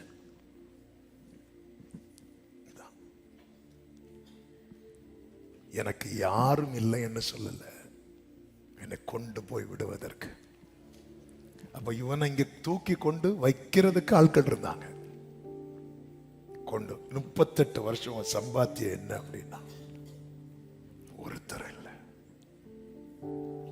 பவுலும் சொல்லுவார், நான் முதல் விசை உத்தரவு சொல்ல நிற்கையில் ஒருவரும் என்னோடு இருந்ததில்லை. நான் போகிறதற்குள்ளே வேறொருவன் எனக்கு முந்தி இறங்கி. அப்போ இவன் ட்ரை பண்றான், எழுந்து ஒழுங்கா நடக்க முடியாதவன். இப்ப நான் நினைக்கிறேன், இழுத்து இழுத்து இழுத்து இழுத்து போ, ட்ரை பண்ணலாம் வரும்போது இன்னொருத்தன் முந்தி கொள்ளுகிறான், அவனுக்கு சுகம். நான் நம்புறேன் அந்த இனிஷியல் ஸ்டேஜில் இவனும் குதிச்சிருப்பான். ஆனா அதுக்கு முன்னாடி வேற ஆள் குதிச்சு சுகம் கிடைச்சதுனால இவனுக்கு கிடைக்க குதிச்சு குதிச்சு குதிச்சு எத்தனை முறை 38 வருஷமா அந்த சீசன் வரும்போது அவனுக்கு தெரியும் இந்த சீசன்ல நடக்கும். சுகமானவன் சத்தம் போட்டுட்டுலாம் போவான், எனக்கு சுகம் கிடைச்சுன்னு எத்தனை சாட்சி கேட்டாச்சு. ஆனா இப்போ கலக்குற டைம் கிடையாது. சுகமாக விரும்புகிறாயா? அதாவது மீதி எல்லாருமே தாங்கள் தெரிந்தெடுத்த வழியில மூழ்கி இருந்ததுனால உண்மையான வழி அங்கே புறக்கணிக்கப்பட்டது. அதாவது ஹீலர் வராரு, இப்படி ஒவ்வொரு வியாதியஸ்தர் பக்கத்துல போகும்போது ஒருத்தர் கூட இப்படி பார்க்கல. இவன் கிட்ட வந்து இயேசு பார்த்துட்டு இருக்கும்போது அவன் படுத்து கிடக்கிறத பார்க்கறான். நான் நம்புறேன் அவன் அங்கிருந்து இயேசு அப்படி பார்த்திருப்பான். ஒரு டைரக்ஷன்ல நம்ம மூழ்கிட்டோம் வைங்களேன். சில பாத்தீங்களா போன்ல மூழ்கி இருப்பாங்க, அவங்க பக்கத்துல வந்து என்ன பேசினாலும் காதுல விழாது.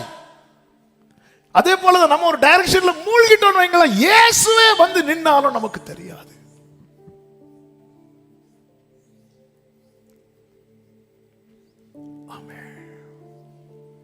நான் ஒருத்தன் தான்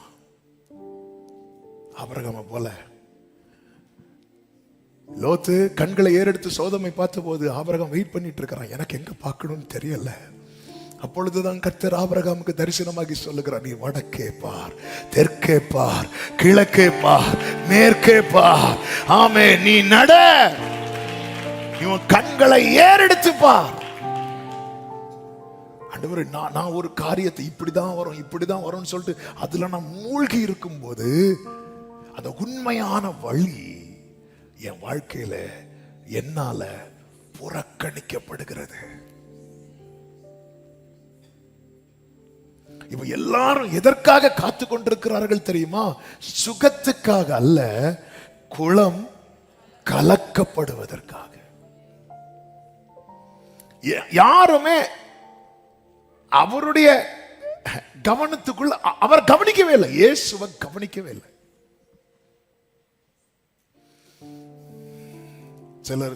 சிலருடைய போனுக்காக வெயிட் பண்ணிட்டே இருப்போம், இயேசு பக்கத்துல இருந்தாலும் கவனிக்கவே மாட்டோம். சிலர் சொல்லுவாங்க, நான் இன்னார்கிட்ட பேசிட்டு உங்களுக்கு நாளைக்கு உள்ள தகவல் சொல்றேன், அந்த நாளுக்காக வெயிட் பண்ணிட்டே இருப்போம். இயேசு பக்கத்துல வரதை கவனிக்க மாட்டோம், மூழ்கிடுவோம். சில காரியத்துல நம்ம ஓவரா கவனிச்சு கவனிச்சு அதுல மூழ்கிடுவோம். ஒருவேளை அந்த சீசன் வந்திருந்தா இவனும் அவரை கவனித்திருக்க மாட்டான். உங்க லைஃப்ல பல சீசனை கடக்க பண்ணது எதுக்கு தெரியுமா? உன் சரித்திர நாளைக்கு எப்படி எழுதப்படணும் தெரியுமா? தூதன் வந்து குளத்தை கலக்குனான் இல்ல, அவரே வந்து என்னை தொட்டார்.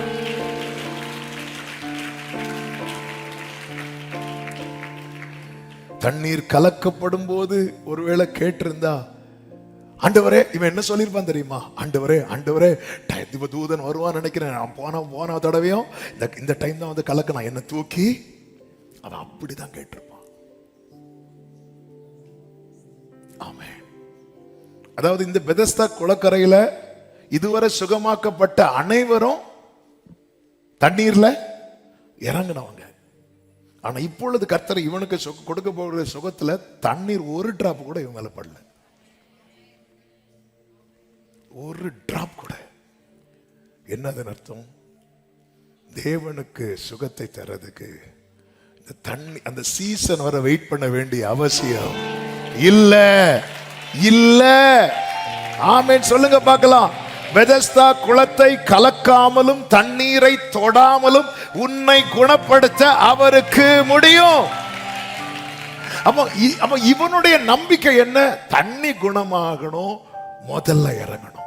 கர்த்தர் இந்த இடத்துல தான் நான் ஒரு காரியத்தை அழுத்தி சொல்லி ஜெபிக்க விரும்புகிறேன். கர்த்தர் இவனுடைய வியாதியை குணமாக்கினாரே, அவனுக்குள்ள வியாதியை மட்டும் கர்த்தர் குணமாக்கல, கர்த்தர் அவனுடைய நம்பிக்கையை குணமாக்கினார். இதைதான் ஆவியானவர் எழுத வைத்தார், என் நம்பிக்கையை குணமாக்கும் ஆண்டவரே. Lord heal my faith. என் நம்பிக்கையை குணமாக்கும். நான் இப்படிதான் நம்பி இருந்துட்டு இருக்கிறேன், அங்க எத்தனை வியாதியஸ்தர்கள் இருந்தும் அத்தனை பேருக்கும் குணம் கிடைக்கவில்லை. இயேசு உலாவிட்டு இருக்கிறார், உலாவிட்டு இருக்கிறார், சுத்தி சுத்தி வர்றார். ஒருத்தனுக்கு மட்டும் ஒருவனுடைய நம்பிக்கையை குணமாக்கிறார். என்ன நம்பிக்கை தெரியுமா? நீ எழுந்து உன் படுக்கை எடுத்துக்கொண்டு நட. இவன் அப்படியே செய்யறான். அவர் சொல்றத அவன் சொஸ்தம் அடைந்து படுக்கை ட்ரை பண்றான். அவன் என்ன சொல்லி இருக்கணும்?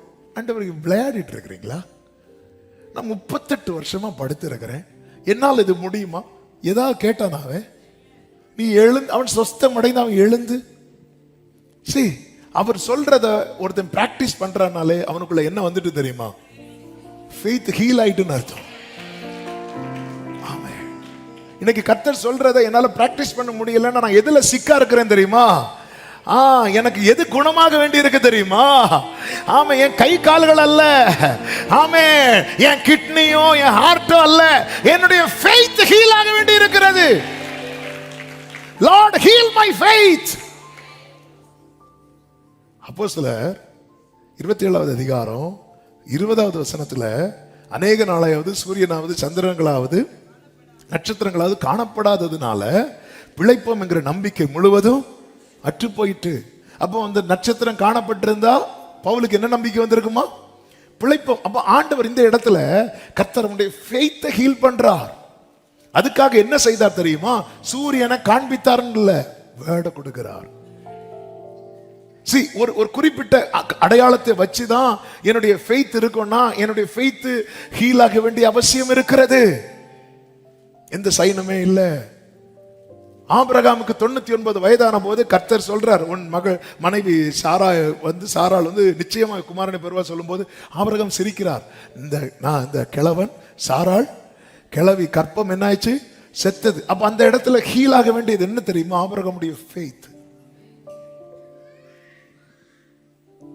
ஏன்னா நீங்க இதே ஒரு 75 வயசுல இப்படி சொல்லியிருந்தீங்கன்னா நான் நம்புறேன். 86 வயசுல நான் நம்புறேன் ஆண்டவரே. ஆனா இப்ப முடியாதப்பா, முடியாது, சான்ஸே கிடையாது. நம்முடைய ஃபெய்த் ஹீல் ஆகணும். கர்த்தர் அதான் செய்றார். அவன் சொஸ்தம் அடைந்து ஒரே வழியை பார்த்துட்டு இருக்கிறோம் தெரியுமா? அது இல்லைன்னு வரும்போது நம்ம தளர்ந்து போறோம். அப்ப அந்த இடத்துல நம்முடைய நம்பிக்கை குணமாக வேண்டி இருக்கிறது. மார்த்தாள் இடத்தில் வருகிறார் இயேசு. மார்த்தாள் சொல்ற, நீங்க இருந்திருந்தா இது நடந்திருக்காது. இயேசு சொன்னார், ஆமென். யோவான் 11:22 மார்த்தாள் இயேசுவை பார்த்து என்ன சொல்றா தெரியுமா? இப்பொழுதும் நீர் தேவனிடத்தில் கேட்டுக்கொள்வது எதுவோ அதை தேவன் உமக்கு தந்தருவா என்று இப்பொழுதும், even now.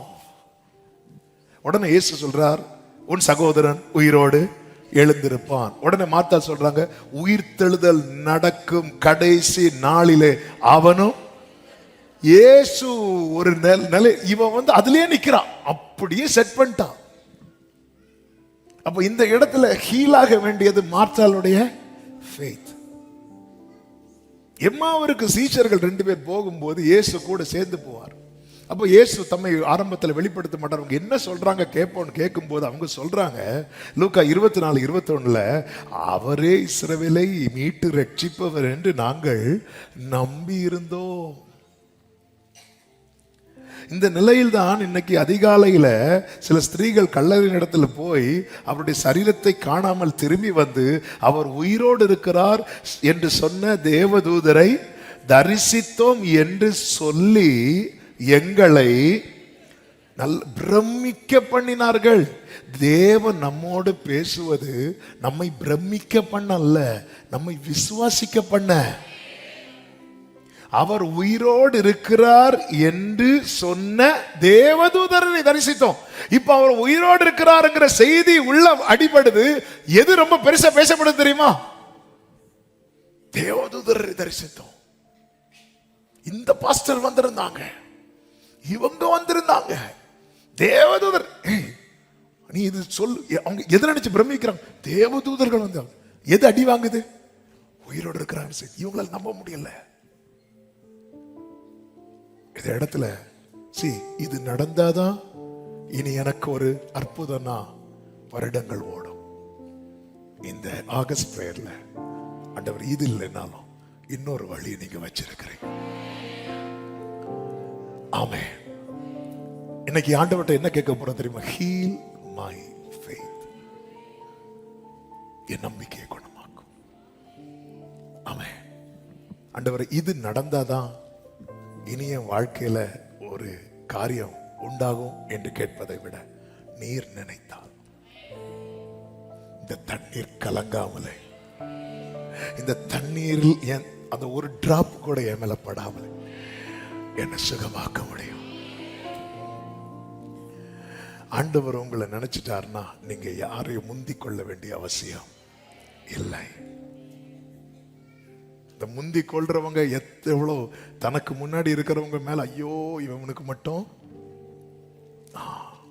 இந்த கியூல ஃப்ரெண்ட்ல நிக்கிறவங்கள சிலர்லாம் கொஞ்சம் டிலே பண்ணாங்கன்னா பின்னாடி நிக்கிறவங்களுக்கு எப்படி இருக்கும் தெரியுமா? சார் உங்களை யாரோ கூப்பிடுறாங்க போங்க, எப்படியாவது நம்ம ஃப்ரெண்ட்ல வரதா பாப்போம். ஆனா இதுக்கு அந்த அவசியம் இல்லை.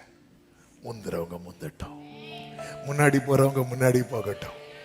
குளத்தை தூதன் கலக்கி அதுல என்னால இறங்க முடியாட்டியும் நான் அவர் சமூகத்தில் இருக்கிறேன். ஆமென். கர்த்தர் எனக்கு, ஆமென், நான் அறியாத வழியில எனக்கு அற்புதம் செய்வார். ஆமென் சொல்லுங்க பார்க்கலாம். அறியாத வழியில நான் செய்ய வேண்டியது ஒன்னே ஒண்ணுதான் செய்ய வேண்டிய. ஆண்டவரே என்னால் அதை விசுவாசிக்க முடியலையா? ஆண்டவரே என் நம்பிக்கையை, நம்முடைய நம்பிக்கை குணமாயிட்டுன்னு வைங்களேன், உடனே நம்ம அவன் செஞ்சதை போல 38 வருஷம் முயற்சிக்காததை அவன் முயற்சிக்கிறான். நீ எழுந்து உன் படுக்கையை எடுத்துக்கொண்டு அவன் ட்ரை பண்றான். 38 வருஷம் அவன் எதுக்கு ட்ரை பண்ணான் தெரியுமா? அந்த குளத்துல இறங்குறதுக்கு ட்ரை பண்ணான். எதுக்கு அவன் ட்ரை பண்ணல தெரியுமா? படுக்கை எடுத்துக்கொண்டு நடக்க ட்ரை பண்ணல. ஆனா ஜீசஸ் வந்ததும் இதுவரை ட்ரை பண்ணாதது அவன் லைஃப்ல ட்ரை பண்ணி சக்சஸ் ஆயிட்டான். இயேசுவின் நாமத்தில இயேசு வரும்போது இதுவரை நடக்காதது நல்ல கரங்களை தட்டி இதுவரை ட்ரை பண்ணாதத கர்த்தர் உங்களை ட்ரை பண்ண வச்சு சக்சஸ் பண்ண வைக்க போறார். விசுவாசிக்கிறவங்க மட்டும் இதுவரை ட்ரை பண்ணாதத சிலரோடு பரிசுத்த ஆவியானவர் தீர்க்க தரிசனமாய் சொல்லுகிறதை என் ஆவியில் உணர்கிற. இதுவரை நீ ட்ரை பண்ணதல்ல, இதுவரை ட்ரை பண்ணாதத உன்னை ட்ரை பண்ண வச்சு சக்சஸ் ஆக வைக்க போகிறான். நல்ல கரங்களை தட்டி பிரைஸ் பண்ணுங்க. ஷரபாலா காதராலா ரிமாமா காடரபா ரிபாபாபா. அவன் சொஸ்தம் அடைந்து நீங்க விசுவாசத்தோடு துதிக்கும் போதே ஆண்டவர் ஹீல் பண்றார், சொஸ்தமடைய பண்ணுகிறார். ஜீசஸ். எத்தனை பேர் ஜெபிக்க போறோம்? ஆண்டவரே என் நம்பிக்கையை குணமாக்கும். எத்தனை பேர் கேட்கறீங்க? முடிந்தா முழங்கால் படிக்கிட்டு அல்லது எழுந்து நின்று ஒரு 5 நிமிடம். ஓ எஸ் லார்ட், எஸ் லார்ட். இதுவரை ட்ரை பண்ணாது ஒரு அல்லாஹ் யாரையும் பார்க்க கூடாது. கர்த்தர் என்னோட தான் இன்னைக்கு ஃபுல்லா பேசிட்டு இருக்கிறார். நிச்சயம் உள்ளவங்க நீங்க ஜெபம் பண்ண போறீங்க. ஆண்டவரே என்னுடைய நம்பிக்கையை குணமாக்கும். Lord heel my faith. அப்பா எனக்கு தெரிஞ்சதெல்லாம் இந்த படுக்கையிலிருந்து ஊந்து போய் குளத்துல குதிக்கிறது. அப்பா இதுதான் என்னுடைய, நான் இதுவரை முயற்சிக்கல. எழுந்து நடக்க நான் இதுவரை ட்ரை பண்ணவே இல்லை. ஆனா எனக்கு அதுதான் தேவை. ஆனா நான் முயற்சிக்கல. படுக்கை எடுத்துக்கொண்டு நான் இதுவரை ட்ரை பண்ணல. ஆனா ஜீசஸ் வந்துட்டாரு. இயேசு வந்து எப்பத்தா என்கிறவர் வந்துட்டார். Oh thank you holy spirit. இதுவரை ட்ரை பண்ணாது. இதுவரை இதுவரை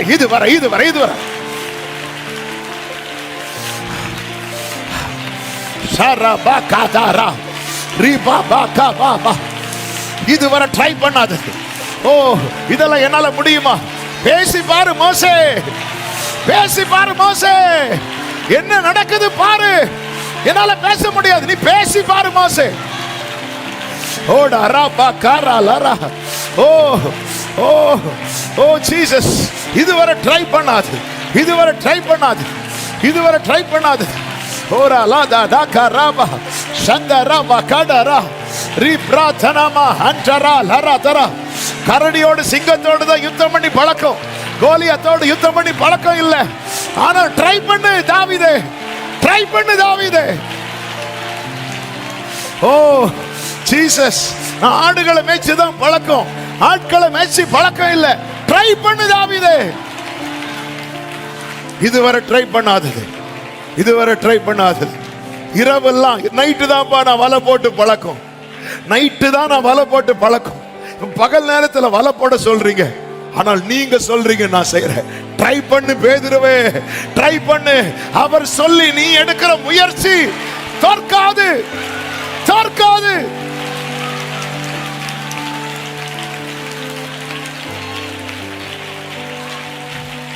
அடுத்து என்ன என்று தெரிந்து பயணிக்கிறதல்ல விசுவாசம்.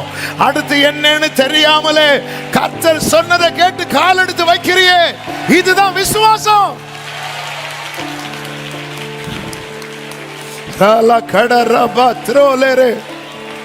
ஆண்டவரே, கைகளை உயர்த்தி, என் சரீரம் ஆபிரகாம் சாராள போல சரீரத்துல பலன் கொண்டு போது என் ஃபெய்த்தும் கூடவே குறையுது. அநேக நாள சூரியனும் சந்திரனும் இல்லைன்றது என் ஃபெய்த்து கூடவே குறையுது. நீங்க என்கிட்ட இப்போ நடக்கும்னு பேசினாலும் கடைசி நாள்ல தான் நான் தான் டிலே பண்ணுறேன். இது இப்ப நடக்காது, அதுக்கு இன்னும் காலம் வருதுன்னு மார்த்தாள போல, லார்ட் ஹீல் மை ஃபெய்த், என்னுடைய விசுவாசத்தை குணமாக்குங்கப்பா, என்னுடைய விசுவாசத்தை குணமாக்குங்க. எத்தனை பேர் உண்மையா கேட்கறீங்க? ரெண்டு கைகளை வானத்துக்கு நேராக உயர்த்தி, அப்பா இப்போ இன்னைக்கு கிடைக்கும், இப்படி என்ன பார்க்க வைங்கப்பா. இனி அடுத்த சீசன்ல தான் தூதன் வந்து குளத்தை கலக்குவான். அடுத்து அப்படி அப்படி அப்படி பார்த்த நாட்கள் போகுது ஆண்டவரே. அப்பா அப்பா, இனி இது நடந்தா, இந்த இனி சீசன் வந்தாதான் என்பதை எல்லாரும் பார்க்கும்போது நீங்க நினைச்சா இப்பவே நடக்கும் என்ன பார்க்க வைங்கப்பா. நீங்க நினைச்சா இப்பவே நடக்கும், நீங்க நினைச்சா இப்பவே நடக்கும், நீங்க நினைச்சா. Yes yes yes yes yes yes yes. ஆண்டவர் விசுவாசத்தை குணமாக்குகிறார். ரீதராமலா சந்தரபா ஊடரபா கரபா. Yes yes yes. இதுவரை இதுவரை இதுவரை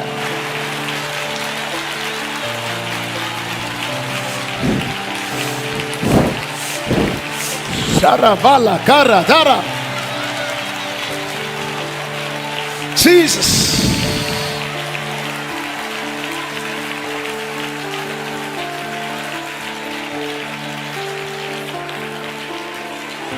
ஆண்டவரே நன்றி, நன்றி அப்பா, நன்றி அப்பா. விசுவாசி அவனென்றும் பதறா, அவன் அங்கூரம். பிரியமானவர்களே, இந்த வார்த்தையை நான் ரிப்பீட் பண்ணி அவர் சொல்றதை நம்மளால பிராக்டிஸ் பண்ண முடியலன்னா நம்ம விசுவாசத்தில் ரொம்ப பலவீனப்பட்டிருக்கிறோம், ரொம்ப வீக்கா இருக்கும். இதான் இதான் இதான் இதான் இன்னைக்கு ஆவியானவர் சொல்றார். ஆண்டவரே, ஆபிரகாம விசுவாசத்துல வீக்கானவனை வல்லவனாக்குனீங்க. நட்சத்திரங்களை சூரியனை காட்டாமலேயே பவுல தைரியமா நிக்க வச்சிட்டீங்க. எங்க நம்பிக்கையை குணமாக்குங்க. விசுவாசி அவனென்று, விசுவாசி அவனென்றும் பல, அவன் அங்கூரம் இயேசுவிலுண்டு,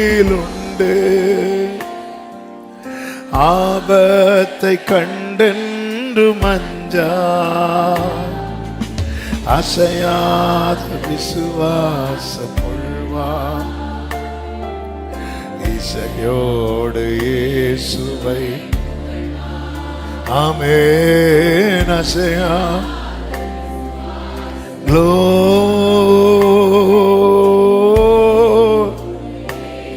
நல்ல தகப்பனே, இரக்கமுள்ள தேவன், இந்த 13வது நாள் ஜெபத்தில் எங்களை கிருபையாய் கொண்டு வந்து பாட, துதிக்க, ஆராதிக்க, ஜெபிக்க வைத்த தயவுக்காய் நன்றி. எங்களோடு திட்டமாய் பேசினேன்.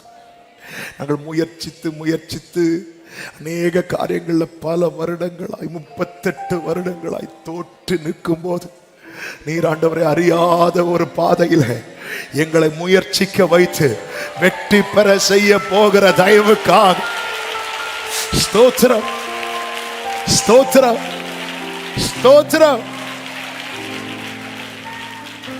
எங்கள் நம்பிக்கையை குணமாக்கி விட்டு அப்பா, அப்பா, அவன் சொஸ்தமடைந்து அவன் எழுந்து படுக்கையை எடுத்தாப்பா, கையை நீட்டு அவன் பிராக்டிஸ் பண்ணான். காரணம் அவனுடைய நம்பிக்கையை கை வச்சுட்டு குணமாக்கினீங்க.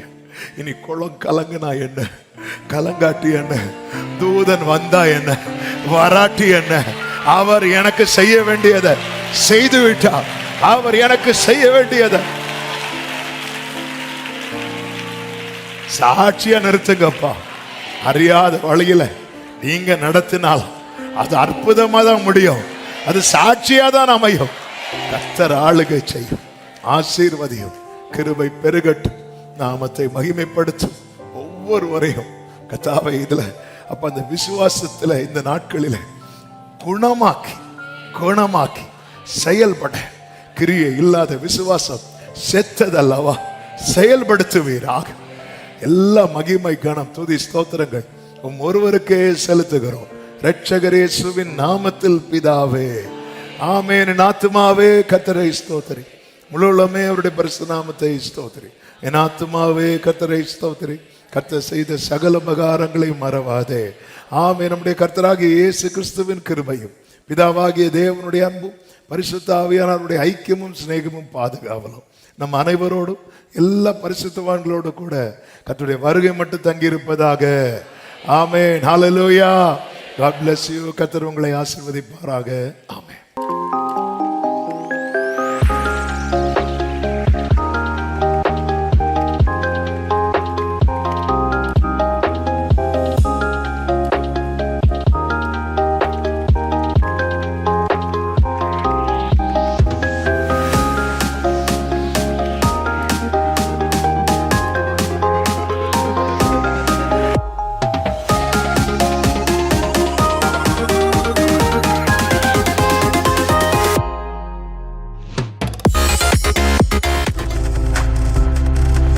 நீங்கள் பார்த்து கொண்டிருப்பது உங்கள் ஜாய் டிவி. உங்கள் துக்கம் சந்தோஷமாய் மாறும்.